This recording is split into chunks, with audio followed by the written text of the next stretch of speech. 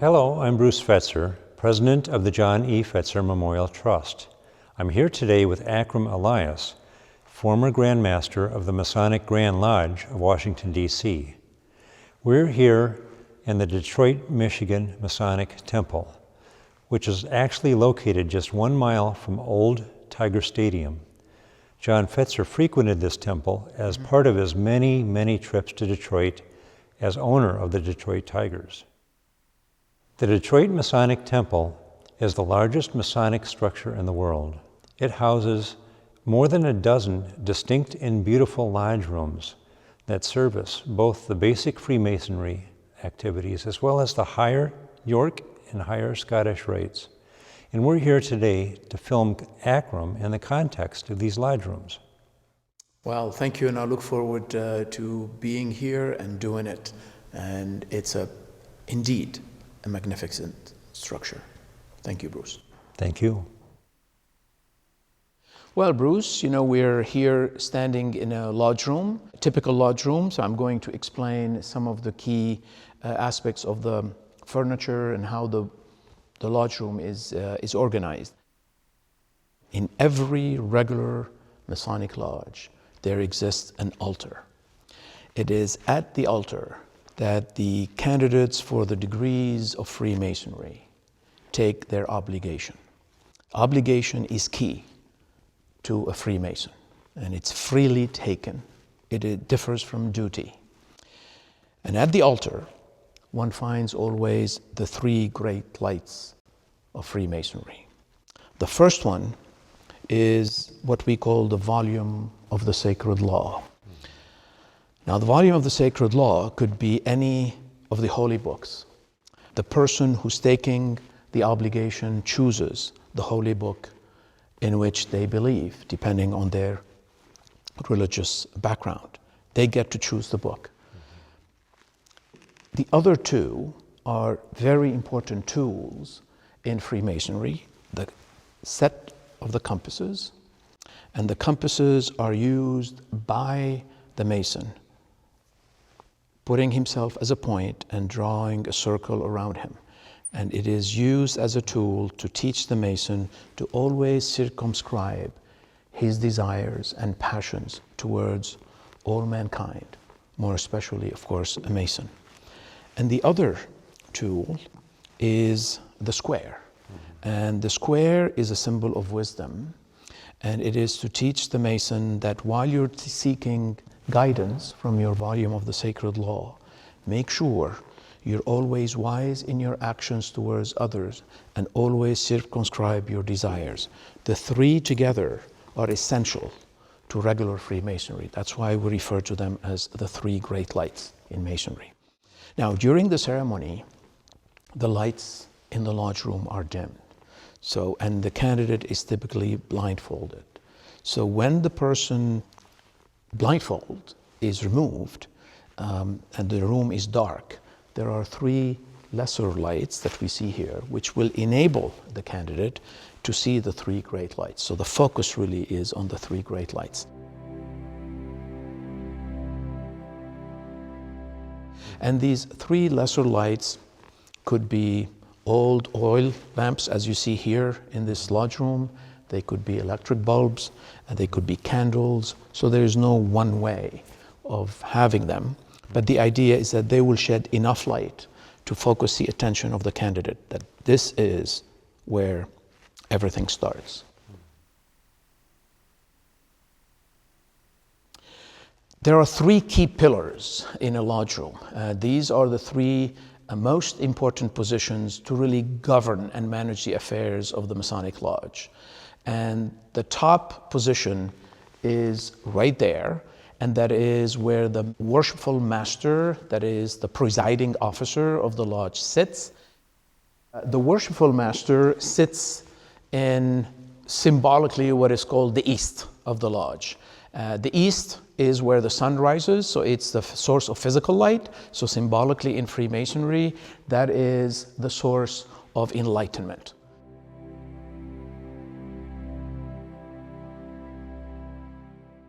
It is that person who has the wisdom, and for that reason we can see the square which is the symbol associated with the position of the worshipful master, and the square symbolizes wisdom. You have the wisdom to be able to govern in an enlightened way, the Masonic Lodge.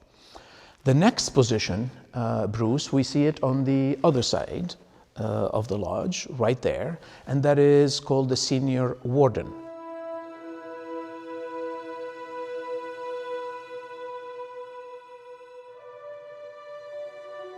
Now, the Senior Warden represents strength. So wisdom is supposed to guide strength. Strength should not operate by itself because it can be destructive. So we need wisdom in how we employ strength. And the symbol associated with the Senior Warden is the level. And the level represents equality. So whenever we promote equality within the lodge, and therefore among us as humans, that is when we become really strong. Now, I forgot to mention the Senior Warden is in the west. The west, that's when the sun rises in the east and sets in the west. At meridian, the sun is in the south. So the south is where the third pillar, called the Junior Warden, sits to assist the Senior Warden and the Worshipful Master in governing the lodge. Now, that pillar represents beauty, because the whole idea of being a Mason, when you build, you gotta be wise in how you build. You have to be strong, because whatever you build must have a strong foundation. But very importantly, the purpose is to beautify the temple, to beautify your community, to purify the nation, humanity. So you're not building with strength to destroy, it is to really beautify. And the symbol associated, the tool associated with the Junior Warden is the plum, and the plum represents rectitude, that you need to be straightforward and upright in your dealings with others. Treat them fairly, equally, be upright, and that's when you really finally can be wise, is by balancing the two. We also see in a lodge room 2 pillars. The 2 pillars can move around the lodge depending on what is happening in the ceremonies. On top of those 2 pillars, we will see globes. Typically a celestial globe and a terrestrial globe, and that is to symbolize above as below, below as above. Of course, in this lodge room, you see beautiful pillars right on the right and left, flanking the seat where the Worshipful Master sits, because those pillars, again, that representing the duality. And wisdom is the ability to rise above the duality and put things at a state of equilibrium in this world.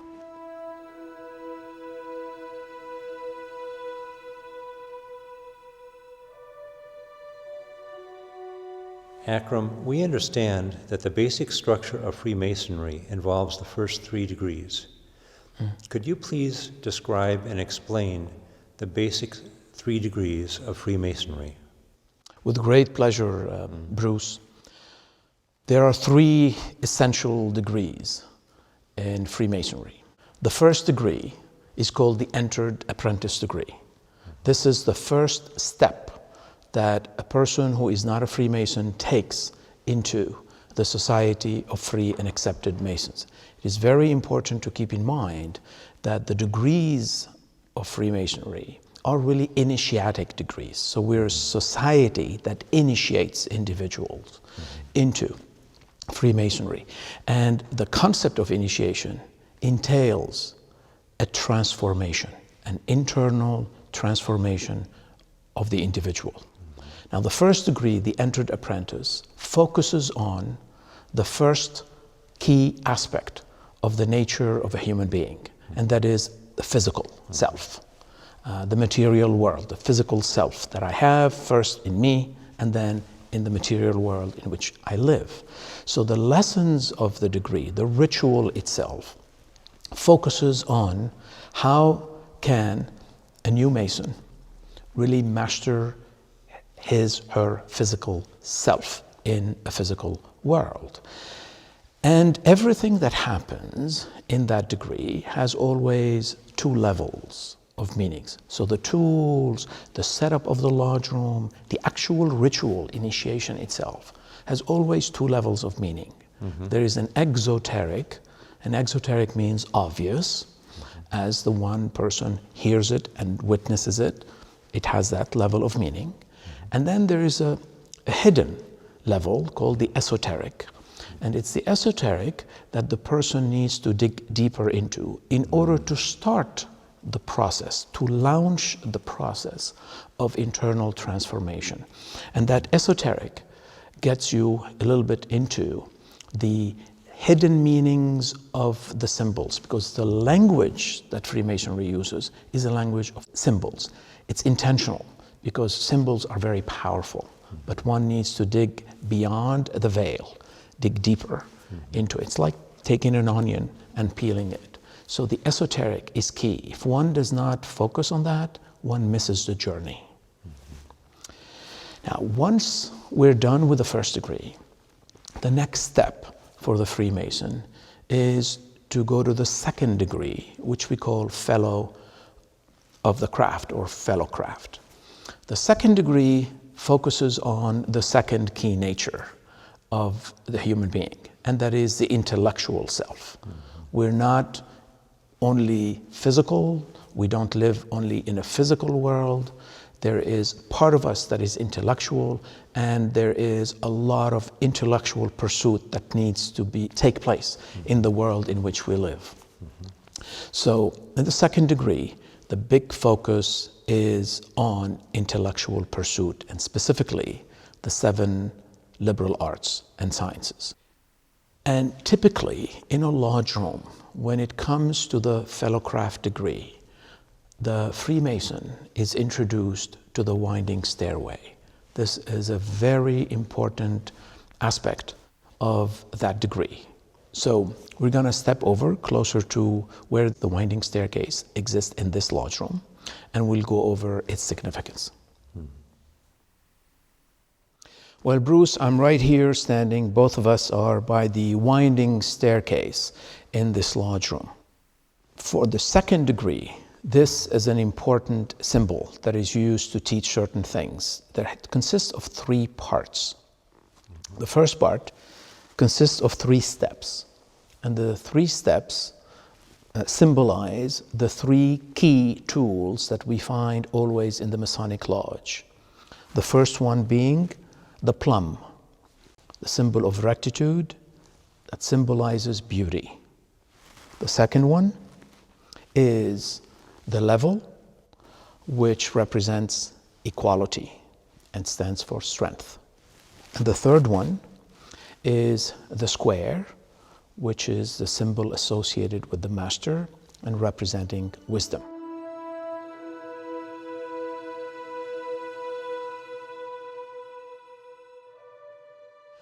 The second part of the stairway consists of 5 steps.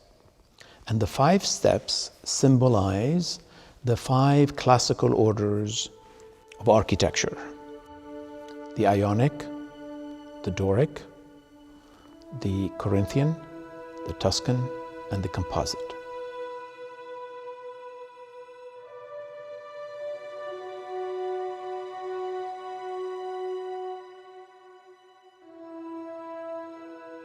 And the third portion consists of 7 steps. And these 7 steps represent the 7 liberal arts and sciences that the Freemason, as a fellow craft in the second degree, is supposed to pursue, seeking knowledge in those. And they're divided really into 2 parts, 3 and 4, trivium and quadrium. The first 3 represent grammar, rhetoric, and logic. And these 3 have to do with communication skills. The next 4 are arithmetic, geometry, music, and astronomy. And as it is really in the first degree, and each one of the 3 degrees of Freemasonry, there is the exoteric level and the esoteric. So the exoteric is obvious, it's what I just explained. The esoteric it is to make the Mason dig deeper and understand what does it mean to pursue the knowledge in these. Why do I need grammar, logic, rhetoric? Which one drives? Is it communication driving the knowledge? Is knowledge driving the communication? And what is geometry, esoterically, the deeper meaning of that? Why astronomy? And again, if the Mason misses that esoteric, deeper level of understanding of the degree, they are missing a big portion of the journey. I would say the essential part of the journey within the second degree. The third degree is the most fascinating, and that's where we touch on the mystical. So why don't we move to another part of the lodge room to talk a little bit about the third degree. So Bruce, once the Mason goes through the first degree, again focusing on the physical nature, second degree, which focuses on the intellectual nature of the human being, the culmination is the Master Mason's degree, which is the third degree, the highest degree in Freemasonry. Although one learns about what are called higher degrees in the York Rite and Scottish Rite, these higher degrees are basically higher in number, in levels, in order to help the Master Mason deepen her knowledge in what it really means to be a Master Mason, because that is the most difficult. This is where the big trial takes place. It focuses on the spiritual nature of the human being. And the purpose of the ritual is to trigger something within this candidate to become a Master Mason, trigger something within himself, within herself, to unleash something from within that will help him or her connect with the divine. So it is spiritual, and the exoteric aspect of it is explained, of course, through the ceremony. But there's always the esoteric aspect, and it is right there at the third degree that one learns about the mystical aspect of Freemasonry. And this is why it is the most difficult one, and it is the culmination. And if one does not get into that, one, of course, would have bettered himself, herself, by focusing on the esoteric aspects of the first, second degrees, and the exoteric of the third, which is really the spiritual. If that person misses the mystical, they're not going through that door, which opens a completely different world to the Freemason. Well, thank you for explaining the basic structure and the first 3 degrees of Masonry. It's my pleasure. My pleasure. Thank you, Bruce.